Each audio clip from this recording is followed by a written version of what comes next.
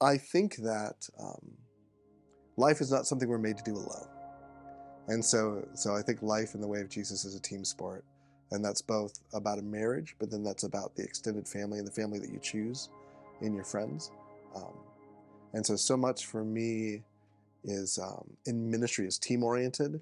So our church in Tucson has a lot of wonderful leaders, and that's something that I really invest in is training and developing and breathing life into them and giving them space to be their own leader without everything having to be about me. Um, and no church is a good situation where it's about one person or it's about one personality. And so from the very beginning of our ministry, I didn't want to be the only person who was ever up front. I didn't want to be the only person who would speak on a Sunday morning.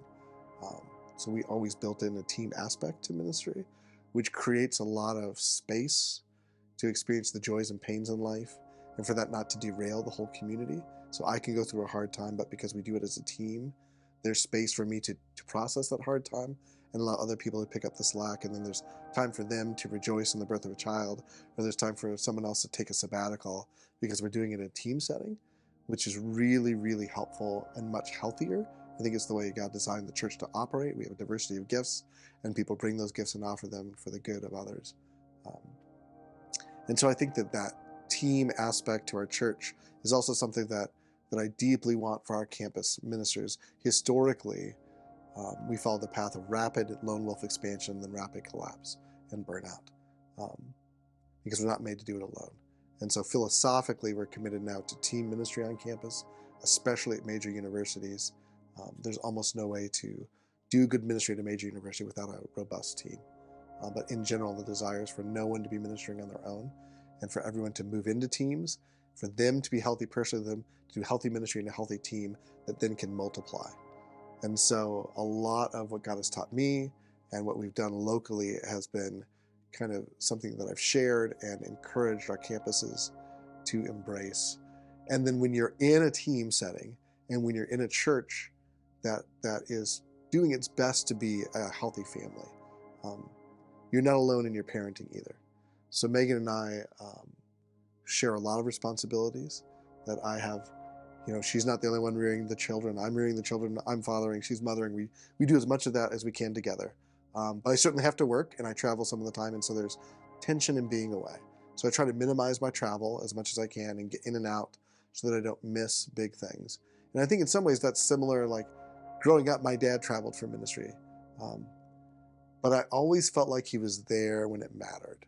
Like there wasn't, I think he really worked hard not to miss significant moments, whether that's birthdays or celebrations, or like he was at my sporting events. Like I don't have memories of like ever looking into the crowd and not seeing my dad, even though I know that he traveled some of the time. And so I'm trying to follow a similar pattern where while I may travel, I want to do that in a rhythm that's going to be healthy for my wife and for my children and not have them feel like I'm absent or that I care more about the church or more about Missions Door than I do about them. I want to incline them to the gospel. I want them to long for their parents' company when they're adults and be delighted to return home because we created an environment for them where they could flourish, where they were anchored and loved in spite of whatever might be going on in the world. And so I think that that's a challenging balance. I think my wife is wonderful and is a wonderful ministry partner. So we do things together, not just with our family, but in our church. And I'm the primary one employed, but in this situation, she is an incredible asset to our family, to our church, and to Missions Door as a whole, because she has some unique gifts that we're able to use as a whole mission family. So I would just tell people that I don't think we're ever made to do it alone, and that if you do not have a robust support system, one of the great gifts of the family of God is discovering a support system of people who are aligned to the same way that you are and are committed to the same things. And so our students, our best friends, like we have multiple people that our kids call aunt and uncle because that's who that's who they are in their lives. And we live close enough to some family that family is part of that too. But we wouldn't be able to have gone through 2 months in the NICU or miscarriages or the death of my mother without the robust family that came around us when we needed it and helped us carry the burden that was a little too heavy for a little while. In the same way, that we try and do for them. Um, and when it's mutual, it gets really beautiful. And we walk together in the way of Jesus with the Spirit at the center of that, connecting us in a way that is hard to express in words.